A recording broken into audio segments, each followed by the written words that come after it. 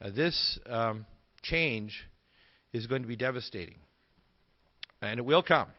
We are seeing the evolution of it. If they do not release a laboratory-based strain, it is a matter of months or several years maximum before we have a global pandemic of avian flu that will make literally the number dead will equal all the wars and all the pandemics in human history. That's serious. This is far more devastating to the human population than a nuclear war. And people need to understand, if someone does think they have an antidote to it, they're going to be very selective. Now, I'm going to tell you some things tonight that will probably kill it. I can't say for certain, but probably will kill us. The government has all kinds of things like scalar weapons against viruses, and all kinds of things that they think will help. None of the vaccines they're making are of any use whatsoever, because the virus is genetically distinct into 12 substrains, 6 of them very lethal, between 25 and 100% lethal.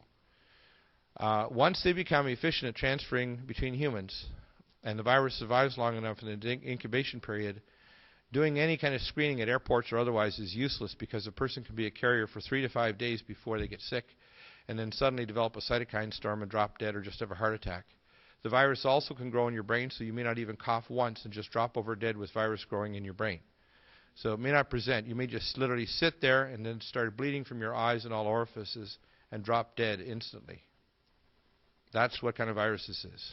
It's right out of a B movie. And I'm saying it to people because I've been screaming for several years that we need to have proper public health measures, to have HEPA filters in all aircraft and a chain of custody to transfer all materials, to test every aircraft coming in the United States and elsewhere in Canada. We need to have proper evaluations of people coming into this country, whether it's resistant tuberculosis, leprosy, or other infectious diseases. And we need to stop this damn spraying of chemtrails that includes nanoorganisms that are silicon-based life forms that do not originate on this planet, as well as mycobacteria, Pseudomonas florensis, and other organisms that are destroying the health and immune systems of people. And they're doing it on purpose. It's part of their population control. So the reason why I'm speaking about these things is we're at the end of this age. And the masters of chaos have completely gone over the edge.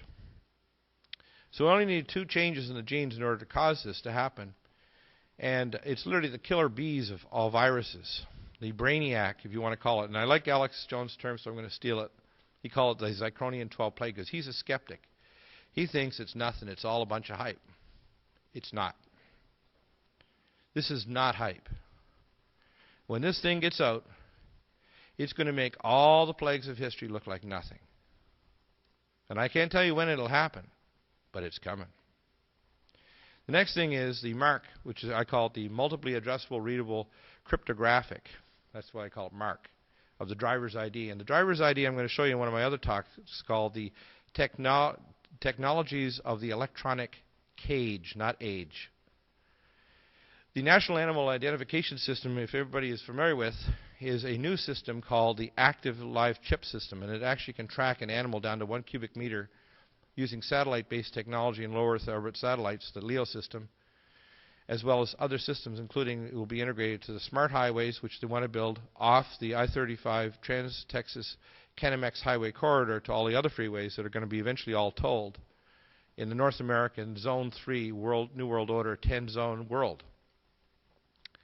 January 1, 2008 to May 2008, full implementation of the national ID will require that you will not buy or sell, have a job, cash a check, cross a state line, or get on a bus, ship, plane, or train in America or in North America, because they're going to dissolve the U.S. Constitution. They're planning on putting the Amero, which they've already called for designs. They had a stock trader last week that already announced people should be positioning themselves to get out of the American dollar and get into the Amero, which is a new American currency that's coming.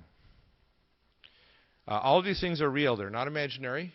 And they are doing this because they are fast-tracking, and I'll tell you why as they integrate these talks, because I'm going to connect the dots so at the end of this talk you'll understand why pieces that you couldn't explain before will make sense after tonight. And I talk a little fast, so you'll need to get the DVD. January 17th to 23rd, 2007, no Canadians will be able to cross into the United States this coming January without a passport. And all passports for the past number of years have had a passive RFID chip in them, which means that up to 120 centimeters they can scan your passport and tell who you are. But they're planning on switching those eventually to an active passport that can track you down to 1 cubic meter. And you'll have to carry your papers, please, or you'll immediately be detained and quarantined. And they'll require biometric identifiers, laser retinal scans, iris scans, and other things that are required, including a DNA analysis that can be done at a chip developed at the Oak Ridge National Labs and Argonne National Labs in Chicago that can do 100,000 DNA cleavage analyses with a microchip that was developed there in less than 5 minutes with a laptop-based microchip analysis system. So they have this all set up to DNA track and chip every single person on the planet, and it's all coming together right now. What will they pen us with? And when I'm talking about penning, if you've seen cattle penned or sheep, they're going to try to use a whole lot of issues. And some of these you'll be familiar with, but when I lay it all out, you're going to see just how serious this matter is. So if your friends are asleep, I call it a sheep bowl, they're going to find out the hard way that this is not a joke.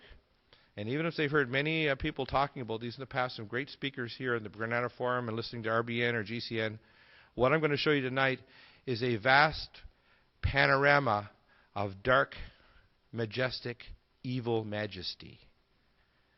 National debt and real estate bubble. It's blooming. It's about to pop. And I've heard, and I don't live in California, but I've heard from my friends that in many areas here, the real estate has dropped by 30 or so %. Is that true? Yeah. They're talking, and I talked to some of my friends because I try to research these things carefully. They're actually trying to get rid of the penny, nickel, dime, and quarter, and they want to make a $2 and a $5 and a dollar coin. Have you heard that? That's actually planned as well. They want to get rid of all of these smaller denominations because your dollar will be the new penny.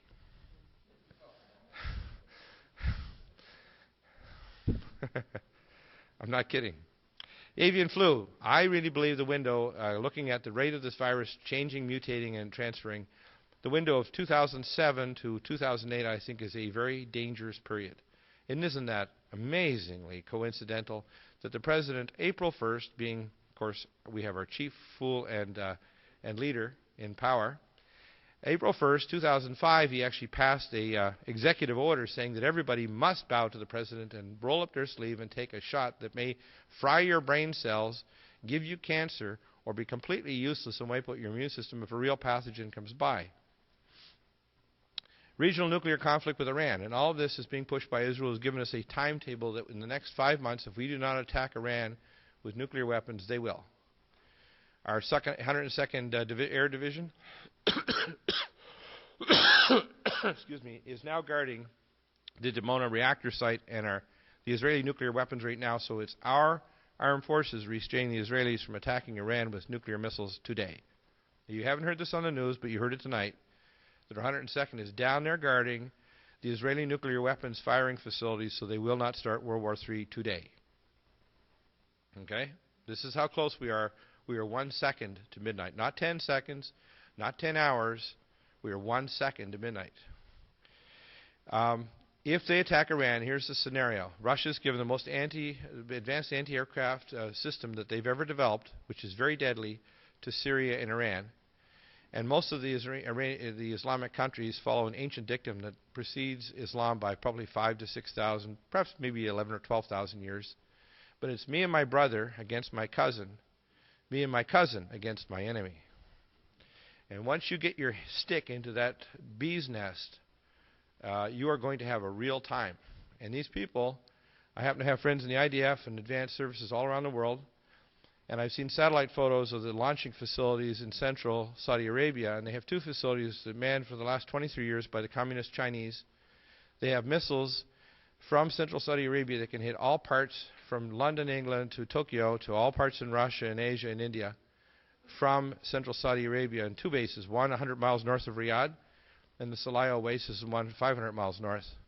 And they can fire an advanced weapon system with multiple warheads every 30 seconds.